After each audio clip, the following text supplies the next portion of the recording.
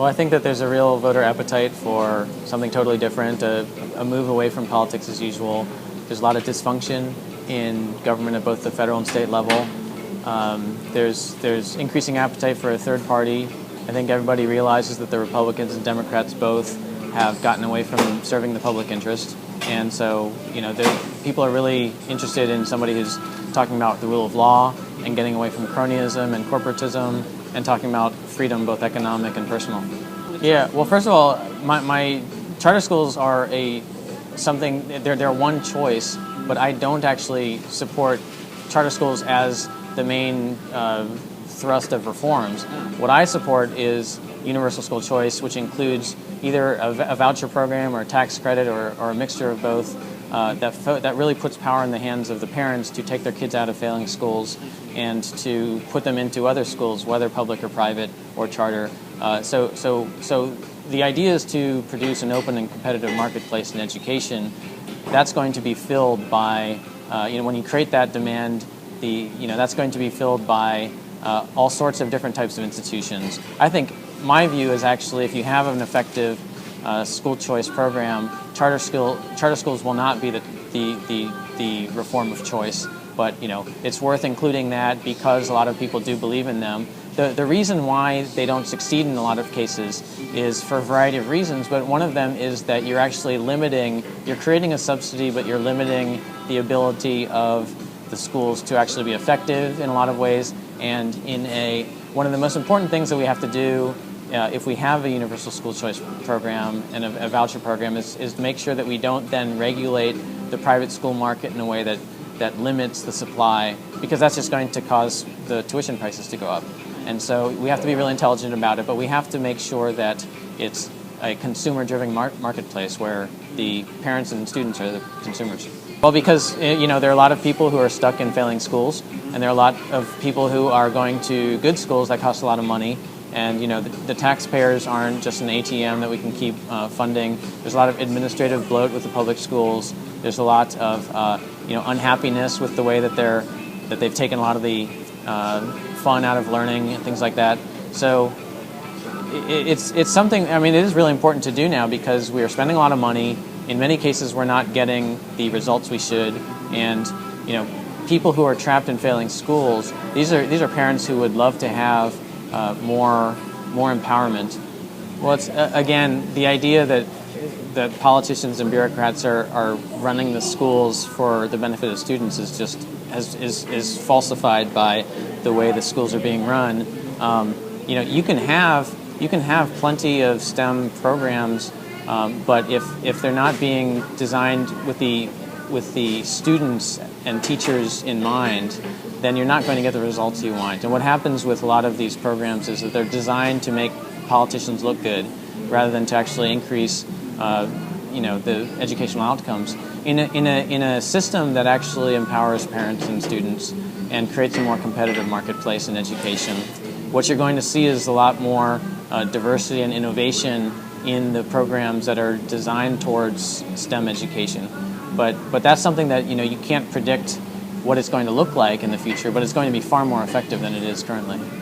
Well, when you have those kinds of testing regimes that are focused on very narrow, quantified measurements that are fairly limited in scope, and they ignore a lot of the other types of qualities that we want to teach our children, then you get the problems with teaching to the test, you get problems with gaming the system, and you have a lot of bureaucratic administration that's designed towards the test, and you basically hammer out a lot of actual learning of job skills and entrepreneurial skills and how businesses work and leadership skills and all those kinds of things. I hear a lot about how it kind of takes a lot of the fun out of classroom learning, and we just need to move away from that kind of testing regime. Well, the SOLs, from everything I've heard from teachers, the SOLs don't accomplish that. So it's not like we have to answer that question so much as we have to, it is hard to measure teacher quality in the same way it's hard to measure employee quality in a lot of different industries. But companies have to do that when they're evaluating, and it's something that we need to figure out. And I don't necessarily have all the answers to it, but in a competitive marketplace, you will have a lot of different companies trying to do it in different ways, and we'll see what happens. I mean, we don't need the government to have testing standards for cell phones, yet we have some amazing cell phones out there, and that's what a competitive market can produce.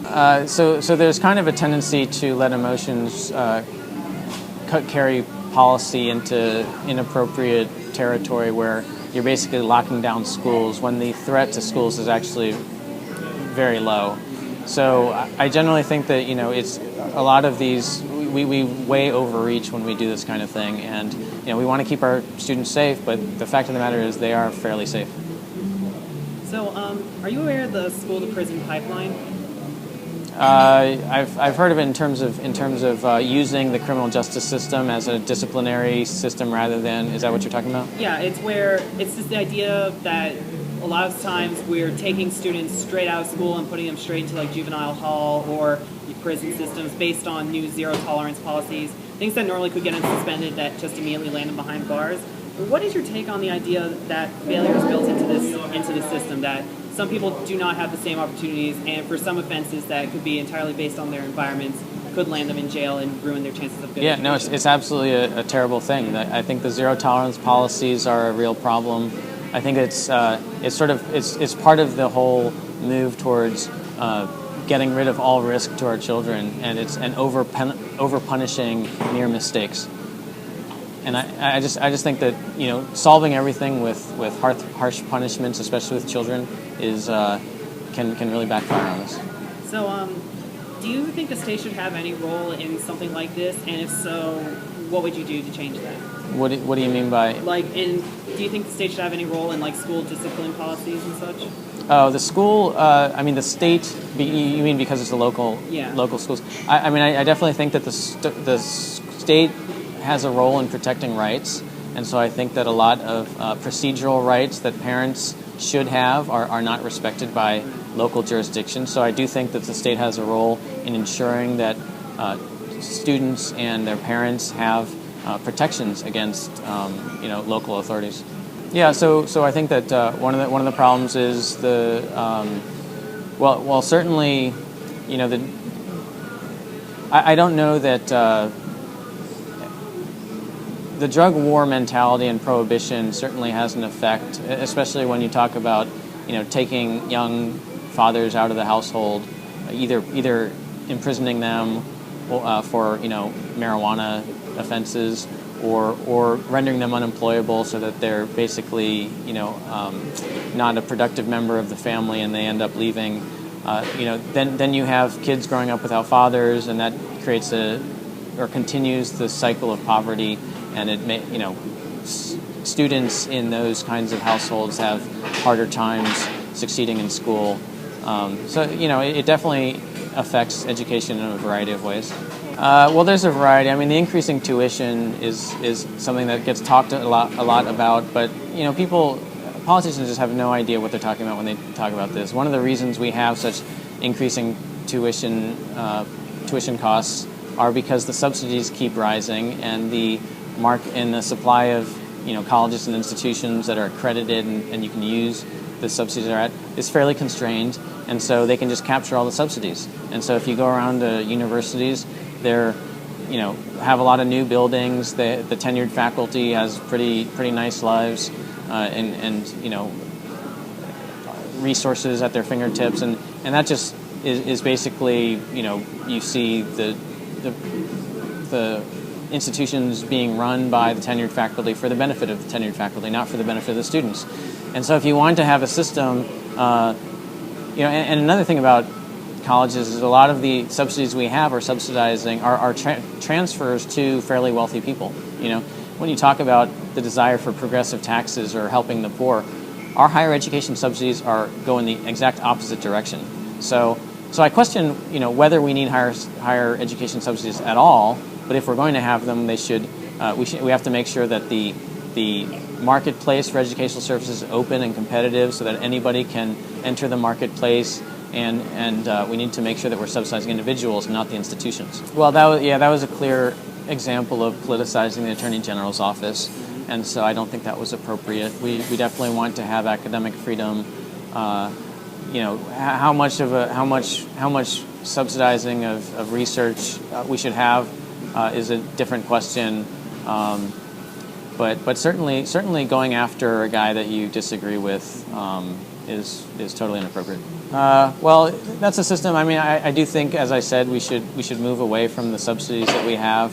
I would ideally like to move away from the 20th century model that we have. We're really perpetuating a system that's out of date. And if we want to have students who go into an economy that's very fast-paced and changing, where industries rise and fall very quickly, we need to prepare them for that kind of environment where you're going to have, by the time you're 35, you will probably have switched jobs several times, maybe switched career paths multiple times, and you continually have to be getting new job skills, new life skills to keep yourself marketable. And that's the kind of education system we need to move toward.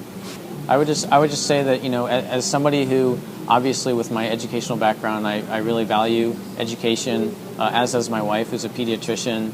And, the equal opportunity aspect of it is very important. My wife grew up in a very poor area and, went to some schools that were not necessarily high-quality schools, but she was given equal opportunity and, really took advantage of that. And that's what we need to make sure we're doing by putting people parents in charge of the money that's being spent on their kids. You can get people out of failing schools. And that's why anytime there's a pilot voucher program in the inner cities, they're always substantially oversubscribed, many times fold. And because parents understand that education is an opportunity out of a very difficult life.